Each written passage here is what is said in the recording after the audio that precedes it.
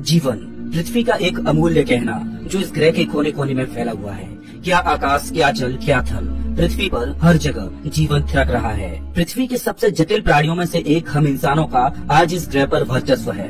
पृथ्वी की बाकी सभी प्रजातियां अभी भी अपना भोजन ढूंढकर उसे खाने में मग्न हैं, लेकिन हम इंसान सारी बेड़ियों को तोड़ दूसरे ग्रहों पर भी जाने का दमखम रखते हैं। वैज्ञानिक कहते हैं कि पृथ्वी पर जीवन का मूल बीज तो एक ही था।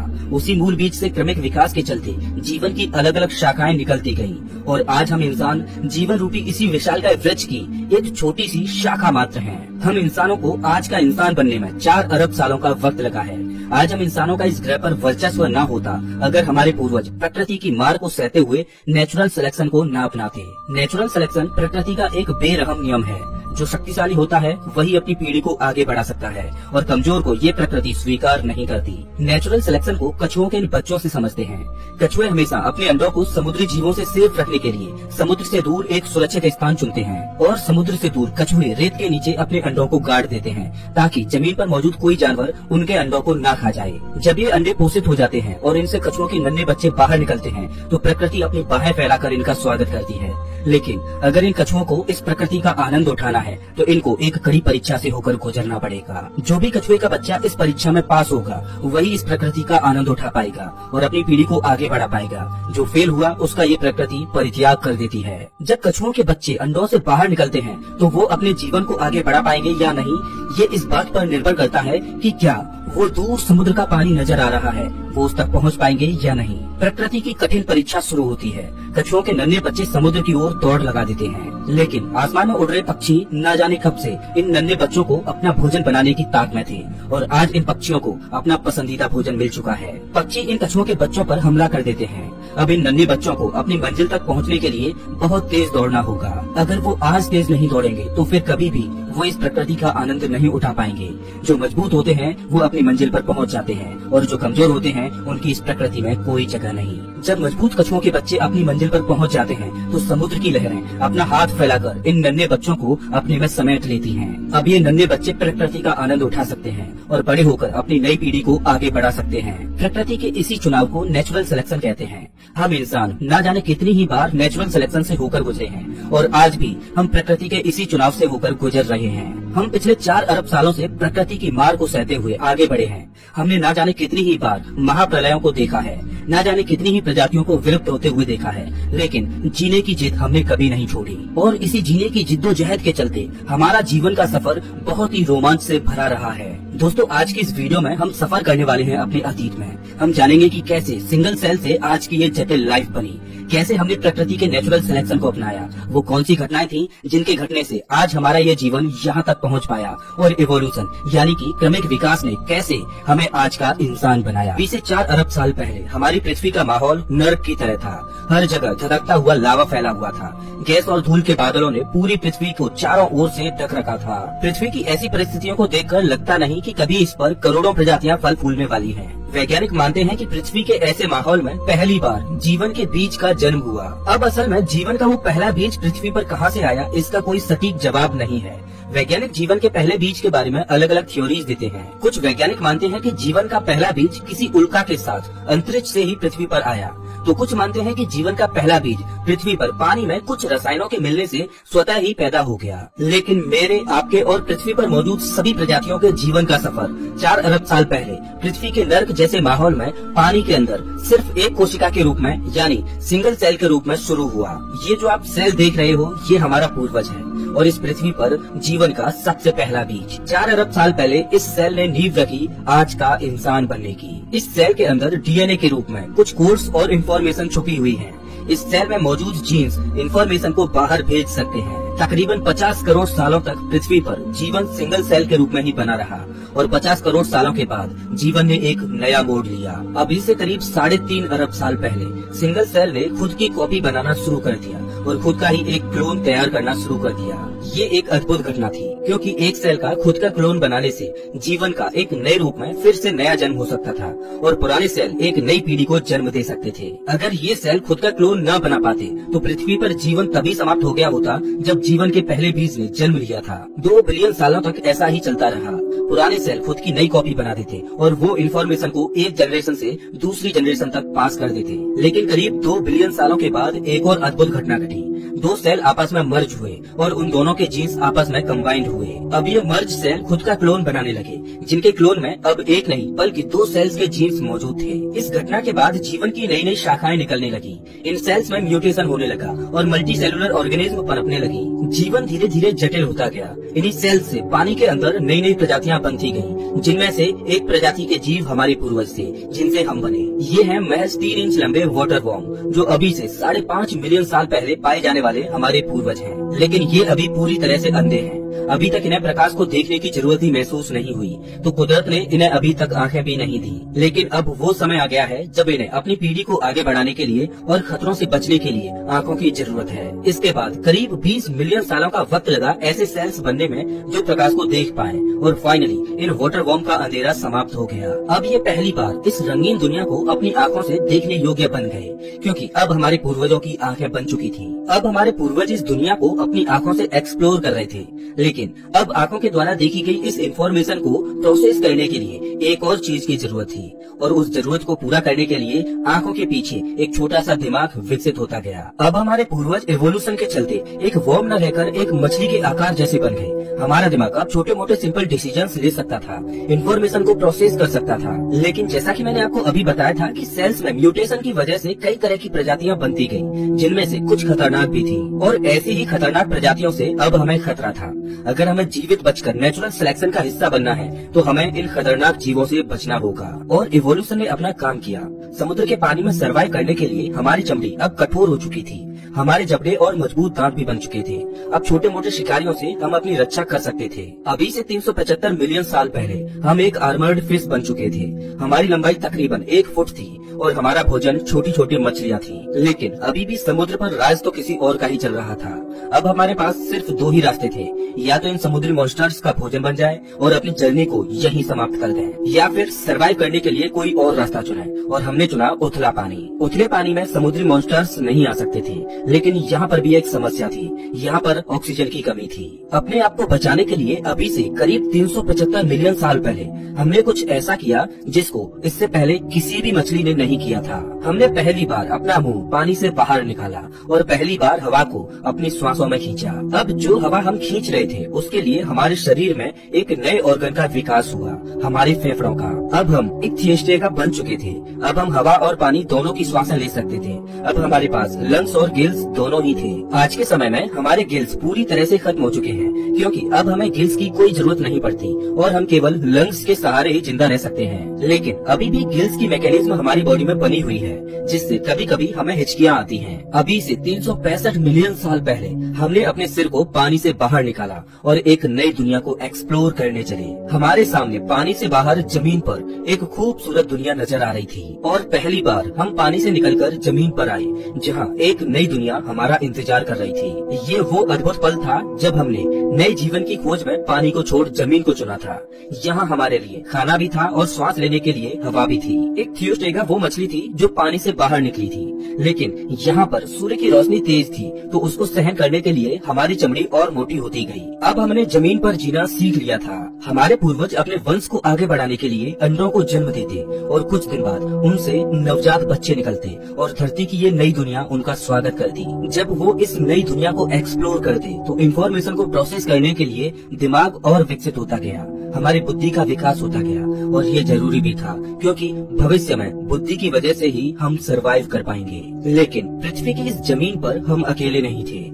यहाँ भी हमारे कॉम्पिटिटर मौजूद थे, जिनसे हमें अपने भोजन के लिए लड़ाइयाँ लड़नी पड़ती। इस कंपटीशन को बीट करने के लिए हमारी बॉडी में फिर से म्यूटेशन के चलते बदलाव हुए और हमारे जबड़े की मसल्स मजबूत होती गयी, जिससे हम बहुत ही तेजी से ज्यादा खाना खा सकते थे। अब हम अपने कॉम्पिटिटर्स के मुकाबले काफी मजबूत बन चुके थे और अपने कॉम्पिटिटर्स का शिकार करने में भी सक्षम हो चुके थे। लेकिन सब कुछ हमेशा एक जैसा नहीं चलता, परिस्थितियाँ हमेशा बदलती रहती हैं, और ऐसा ही अभी से 250 मिलियन साल पहले हुआ। होगा। साइबेरिया में पिघले हुए रॉक्स पृथ्वी की क्रस्ट से बाहर निकलने लगे। इस मैग्मा की वजह से हानिकारक कार्बन डाइऑक्साइड गैस ने सूरज की हीट को पृथ्वी के एटमॉस्फेयर में ट्रैप करना शुरू कर दिया, जिससे पृथ्वी का तापमान बहुत ज्यादा बढ़ गया। पृथ्वी के ऐसे माहौल में वेजिटेशन खत्म होने लगा, प्लांट्स को खाने वाली प्रजातियां खत्म होने लगी, जिससे मीट को खाने वाली प्रजातियां भी खत्म होने लगी और देखते ही देखते पृथ्वी की 95% प्रजातियां खत्म हो गयी। बची हुई 5% प्रजातियों में हम थे और अन्य प्रजातियों के जीव जो एक दिन डायनासोर बनने वाले थे। धीरे धीरे प्रकृति की मार खत्म हुई और पृथ्वी का माहौल फिर से खुशहाल होता गया। जब वोल्केनिक इरप्शन की वजह से पृथ्वी पर मास एक्सटिंक्शन हुआ, तब हम एक बड़ी छिपकली की तरह दिखते थे, लेकिन इस समय पीरियड में मास एक्सटिंक्शन के बाद अब हम एक बड़ी बिल्ली के आकार जैसे दिखाई देते हैं। अब हम अपने शरीर को घसीट कर नहीं चलते, बल्कि अपने पैरों के सहारे आगे बढ़ने का दमखम रखते हैं। एक बड़ी छिपकली से इस आकार तक पहुँचने में हमें 30 मिलियन सालों का वक्त लगा है, जो कि अभी से 220 मिलियन साल पहले इवॉल्व हुए। ये प्रजाति एक भीषण प्राकृतिक आपदा को सहकर यहाँ तक सरवाइव कर पाई है, लेकिन धरती पर हम इकलौते नहीं हैं जिसने ये आपदा सहन की। कोई और भी है जिसका विकास ऐसे हुआ कि उसकी अब इस धरती पर हुकूमत चलती है। ये है डायनासोर। अब इनका ही जमाना है।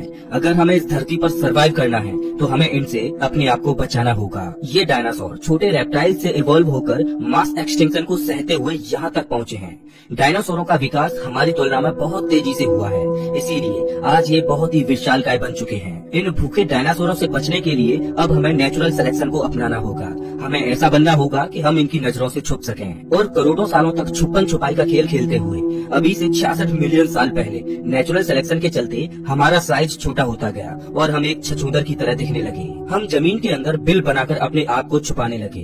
अब हमें डायनासोरों के द्वारा देख पाना आसान नहीं था। हमारे शरीर पर घने बाल थे, तो जब भी हमें सर्दी लगती तो हमारे बाल खड़े हो जाते, जिससे हवा हमारे बालों में कैद हो जाती, जो इंसुलेशन का काम करती और हमें ठंड से बचाती। आपने देखा होगा कि सर्दियों में आज भी हमारे रोंगटे खड़े हो जाते हैं। हालांकि अब हमें इनकी कोई जरूरत नहीं पड़ती, तो अब हमारे शरीर पर बाल भी कम है, क्योंकि अब हम अपने अनुकूल वातावरण बना सकते हैं और आर्टिफिशियल चीजों की मदद से वातावरण के अनुकूल अपने आप को ढाल भी सकते हैं। खैर, अब भी डायनासोरों का खतरा हमेशा ही बना रहता था, तो हमें चौकन्ना रहना होता था और जिससे पहले डायनासोर हमें देखें, उससे पहले हमें उनका आभास होना चाहिए था। हमने एक बार फिर से नेचुरल सिलेक्शन को अपनाया और हमारी इंद्रियां और ज्यादा शार्प होती गयी। हमारे देखने, सुनने और डायनासोरों को सूंघने की क्षमता बढ़ती गई और इससे पहले डायनासोर हमें देखते हम चौकन्ने हो जाते। अब हमारा दिमाग और जटिल होता जा रहा था, क्योंकि अब हमें सिचुएशन के हिसाब से तुरंत फैसले लेने की जरूरत थी। अब इंसानियत का भविष्य इस छोटी सी प्रजाति पर डिपेंड है।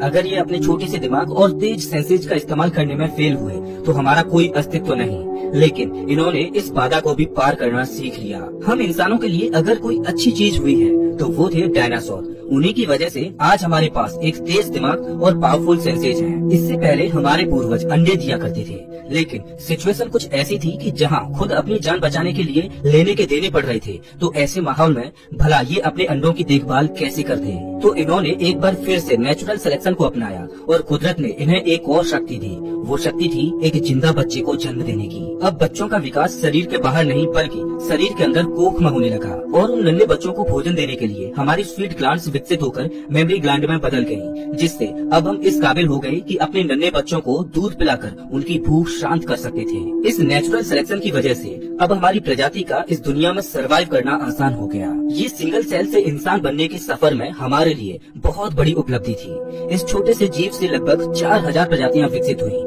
एक छोटे से चूहे से लेकर बड़ी व्हेल तक और हम इंसानों तक। यहाँ से मैमल्स का जमाना शुरू हो गया, लेकिन अभी भी पृथ्वी पर हुकूमत चल रही थी डायनासोरों की, लेकिन कुदरत के सामने किसी की भी नहीं चलती। अभी से 65 मिलियन साल पहले एक बार फिर से पृथ्वी पर महाविनाश की घटना घटी। एक माउंट एवरेस्ट के साइज की चट्टान अंतरिक्ष से तेज रफ्तार से आई और मैक्सिको के पास खाड़ी में जा टकराई। उस एस्ट्रॉइड के टकराने से पृथ्वी पर एक महाप्रलय आई। धूल के बादलों ने संपूर्ण पृथ्वी को चारों ओर से घेर लिया। इम्पैक्ट की वजह से जगह जगह पर ज्वालामुखी फटने लगे, पृथ्वी पर तीव्र भूकंप आने लगे। पृथ्वी पर तापमान इतना बढ़ गया कि इस पर चारों तरफ आग ही आग थी।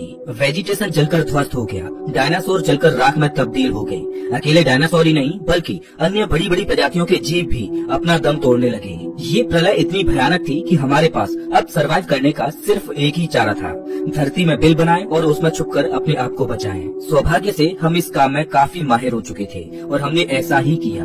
पृथ्वी पर जितने भी भारी भरकम जानवर थे वो अब विलुप्त हो चुके थे। केवल छोटे छोटे जीव ही इस आपदा में सरवाइव कर पाए और सौभाग्य से हम उनमें से एक थे। इस महाप्रलय ने फिर से पृथ्वी की 95% से ज्यादा प्रजातियों को विलुप्त कर दिया। धूल, राख और धुएं के बादलों ने सूर्य की लाइट को ब्लॉक कर दिया। पेड़ पौधे खत्म हो गए। मेक्सिको की खाड़ी में शुरू हुई लोकल डिजास्टर कुछ ही पलों में एक महाप्रलय का रूप ले चुकी थी। लेकिन प्रकृति का एक नियम है नव निर्माण, और कोई भी नव निर्माण हो उससे पहले पुराने निर्माण को खत्म होना होता है। इस महाप्रलय ने भीमकाय जानवरों को खत्म कर एक नई प्रजाति को इवॉल्व होने का मौका दिया, और वो नई प्रजाति थी हम मैमल्स की। इस प्रलय में छोटे छोटे बग्स जैसे कि कॉकरोच आदि सरवाइव कर गए। अब हमारा भोजन केवल यही थे। इन्हें ही खाकर हमारे पूर्वजों ने अपनी भूख शांत की और अपने आप को जिंदा रख पाए। आज हम इस धरती पर हैं तो इसमें बहुत बड़ा हाथ इन कॉकरोचों का भी है, जिनको खाकर हमारे पूर्वज जिंदा रहे। अगर आप घर में कोई कॉकरोच देखें तो उसको थैंक यू जरूर बोलना, क्योंकि उन्हीं की वजह से आज हमारा अस्तित्व है। अब पृथ्वी पर मेमल्स डोमिनेट कर रहे थे। उस समय हमारा साइज केवल 6 इंच का था। धीरे धीरे पृथ्वी की परिस्थितियाँ फिर से बदली। महाप्रलय को अब 5 मिलियन साल बीत चुके थे। वनस्पति जीवन ने एक बार फिर से पृथ्वी को हरा भरा कर दिया। पेड़ों पर फल लगने लगे और पकने लगे, जिनमें वो सारे पोषक तत्व मौजूद थे जो हमें चाहिए थे। सीधी सी बात है, हम जितना खाना खाएंगे उतना ही लंबा जीवन जिएंगे। लेकिन परेशानी ये थी कि फल पेड़ों पर उगते थे और हम जमीन पर रहते थे। तो मदर नेचर ने एक बार फिर से हमें सेलेक्ट किया, और नेचुरल सिलेक्शन की वजह से हमारा एवोल्यूशन कुछ ऐसे हुआ कि अब हम बंदरों की तरह पेड़ों पर चढ़कर उछल कूद कर सकते थे और पेड़ों पर लगे फलों को खा सकते थे। अभी से 56 मिलियन साल पहले हम पेड़ों की इस नई दुनिया के पूरी तरह वासिंदे हो चुके थे। अब हमें जमीन से कोई लेना देना नहीं रहा, क्योंकि एक पेड़ से दूसरे पेड़ पर उछल कूद कर हम अपना भोजन जुटा सकते थे। लेकिन हमारी दुनिया हमेशा ऐसी नहीं रहने वाली थी। आने वाले 10 मिलियन सालों तक पृथ्वी का टेम्परेचर शिफ्ट होने लगा। जंगल सूखते गए और छोटे होते गए, जिस वजह से खाने की किल्लत बढ़ने लगी। ऐसे में नेचुरल सिलेक्शन ने फिर से अपना काम किया। हमारी पूंछ गायब होती गई, हमारे हाथ लंबे होते गए, जिससे हम अपनी बाहों को स्ट्रेच करके फलों को आसानी से तोड़ सकते थे। हम हमेशा पेड़ों की डालियों से चिपके रहते थे। पृथ्वी के तापमान में आए बदलावों ने हमारे पूर्वजों को भी हमेशा के लिए बदल दिया। हम पृथ्वी के माहौल के हिसाब से ढलते गए और मदर नेचर हमें बदलती गई। लेकिन पृथ्वी का ये बदलाव यही नहीं रुका। अफ्रीकन और अरेबियन प्लेट्स खींचने लगी, जिससे ईस्ट अफ्रीकन रिफ्ट वैली का निर्माण हुआ और इसके किनारों पर 3500 मील लंबी पर्वत मालाएं बनी। कभी इंडियन ओशन से पैदा हुए बादल पूरे अफ्रीका में पानी बरसाते थे, लेकिन अब उन बादलों को ये पर्वत मालाएं रोक रही थी, जिस वजह से अफ्रीका के उस क्षेत्र में सूखा पड़ने लगा, पेड़ खत्म होने लगे, जंगल खत्म होने लगे। लेकिन सबसे बड़ी परेशानी ये थी कि हमारे पूर्वज अफ्रीका के उसी भाग में फंसे हुए थे जहाँ सूखा थी। प्रकृति का ये बदलाव बहुत बड़ा था, क्योंकि अब हमें भोजन नहीं मिला तो हमारा सिंगल सेल से इतने कॉम्प्लेक्स जीव बनने तक का सफर यही खत्म हो जाएगा। अब हमें अपने आप को बचाने के लिए कुछ ऐसा करना होगा जैसा आज से पहले हमारे किसी भी पूर्वज ने नहीं किया था। अभी से 4.4 मिलियन साल पहले हम आर्टिपिथिकस रेमिडस थे।